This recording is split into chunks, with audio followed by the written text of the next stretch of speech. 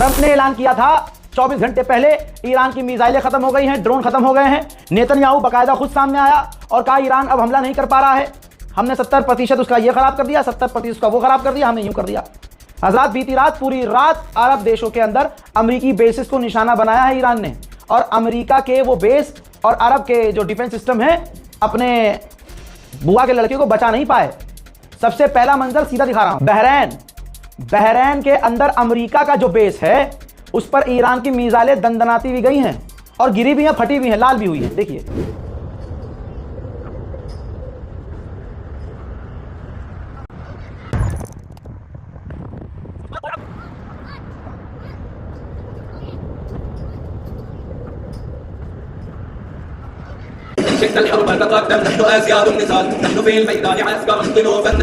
ساعدنا نضل التاج فوق الراس ودي لك في العصر كل زمن جنباس.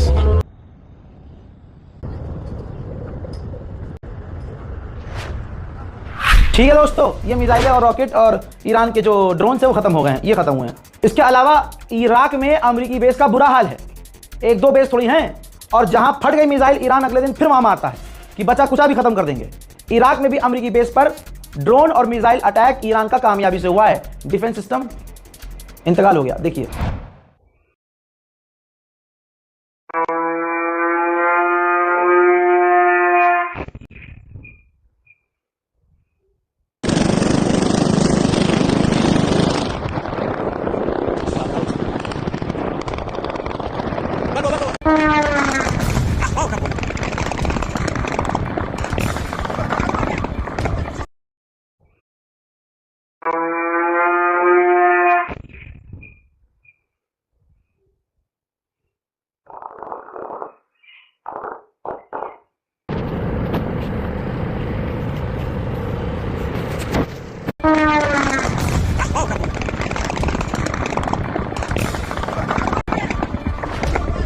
लीजिए, बड़ा मुश्किल हो रहा है मुझे खबरों को निकालने में, क्योंकि दो चार हमारे कॉरेस्पॉन्डेंट थे वो थोड़ा से हमसे जो है अब लिंक में नहीं है, लेकिन फिर भी टीम काम कर रही है। ये देखिए कुवैत के अंदर से तस्वीर आ रही है।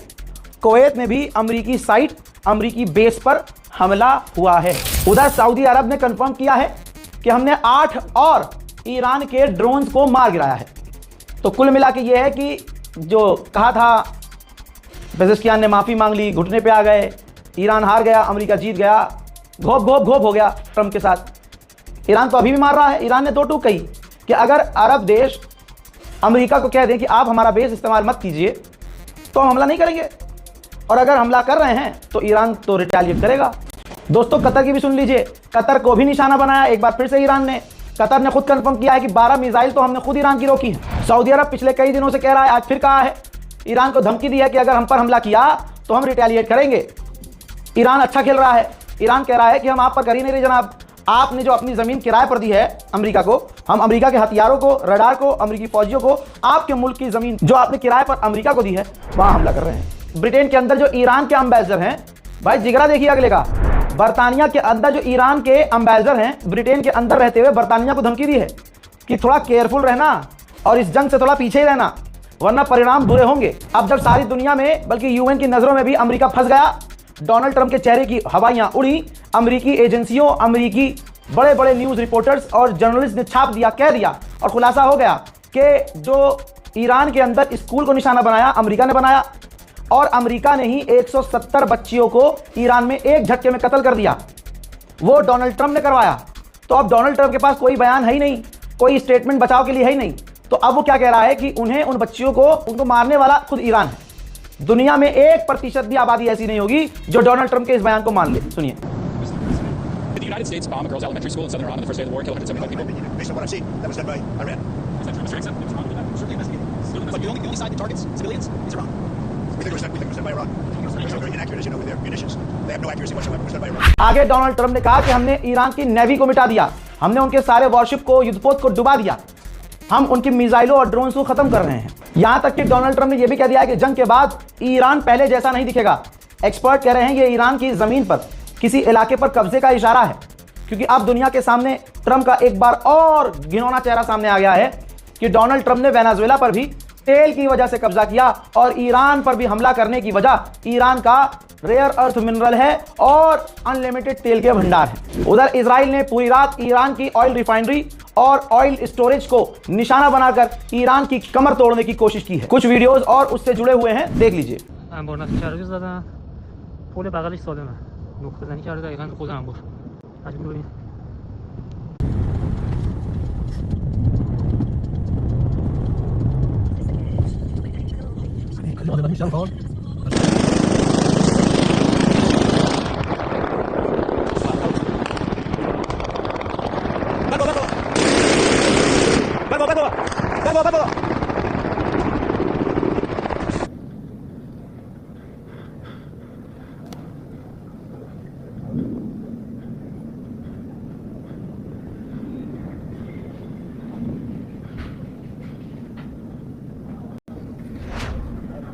अमेरिका के पास हथियारों की कमी नजर आ रही है, लेकिन इजराइल फर्स्ट है उसके लिए। इजराइल को 20,000 बम अमेरिका ने अप्रूव किए हैं। अब यह समझिए कि इजराइल के पास भी हथियार कम पड़ रहे हैं। ईरानियन ऑफिशियल ने कंफर्म किया है कि हमने कई सारे अमेरिकी सैनिकों को पकड़ा है, लेकिन अमेरिका इसको मानेगा नहीं, न मान रहा है। अब मैं ईरान को कहना चाहता हूं, इसमें सबसे अच्छा काम यह कर सकते हैं आप कि उन कैदियों की तस्वीर और वीडियो जारी कर दीजिए, बात ही खत्म। अभी 5 दिन पहले ही शुरुआती दौर में मैंने कहा था कि अमेरिका और इजराइल जब हारने लगते हैं और जब दिखता है कि सामने वाला भारी पड़ेगा तो वो सिविलियंस को निशाना बनाते हैं। और मैंने ये भी कहा था कि ईरान को गाजा बनाने की चाहत रखता है इजराइल, बिल्कुल गाजा के स्टाइल में। ये देख लीजिए, ईरान के अंदर अमेरिका और इजराइल ने अस्पताल को उड़ाया, एम्बुलेंस को भी निशाना बनाया। ये एम्बुलेंस आप देख रहे हैं, स्पेशली एम्बुलेंस को निशाना बनाकर ईरान में एम्बुलेंस को उड़ा दिया। 60 से ज्यादा स्कूलों को उड़ाया, 150 से ज्यादा छात्रों को मार दिया, एयरपोर्ट उड़ा दिया, पानी के स्टोरेज को उड़ा दिया, तेल के स्टोरेज को उड़ा दिया, सड़कों को उड़ा रहा है, इमारतों को उड़ा रहा है। बिल्कुल गाजा के स्टाइल में ईरान के साथ इजराइल कर रहा है। वहीं ऐसा नहीं है कि ईरान की मिसाइलें इजराइल पर नहीं गिर रही हैं। इजरायली लोग ज्यादातर टाइम बंकर्स में गुजार रहे हैं और इजराइल ने पाबंदी लगाई है तमाम चैनलों पर और सोशल मीडिया पर और वहां के लोगों पर कि जो ईरान की मिसाइलें हमें फाड़ रही हैं उनकी तस्वीर और वीडियोस नहीं जानी चाहिए पब्लिक में। इस वजह से तस्वीरें लेट आ रही हैं। अब ईरान की जो मिसाइल तेल अवीव में जाकर गिरी हैं और उन 1-2 मिसाइल नहीं जो तबाही मचाई है उनका मंजर देखिए। तेल अवीव मिसाइल गिरने के बाद रेस्क्यू कार्य चल रहा है। जो लोग मरे हैं उनको बॉडी को निकाला जा रहा है। क्या क्या नुकसान हो रहा है कुछ लगी अंदर हम लोग चलने के लिए आप मिस्टेक करके मिसाइल गिर गई है। गाड़ी वाड़ी सब घर हो सकता है, सकता है, समझ लीजिए कम से कम 10 घरों को नुकसान की है।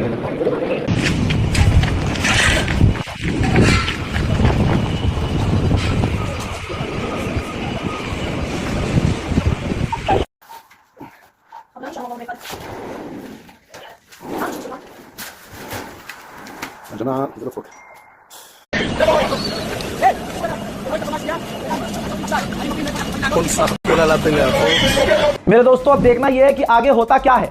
फिर से क्लियर कर रहा हूं, ईरान का मोटा नुकसान हो रहा है, ईरान को गहरी चोट पहुंच रही है, ईरान के लोग मारे जा रहे हैं, ईरान के लोग शहीद हो रहे हैं, लेकिन ईरान का स्टैंड अभी भी यही है, न झुके थे न झुकेंगे।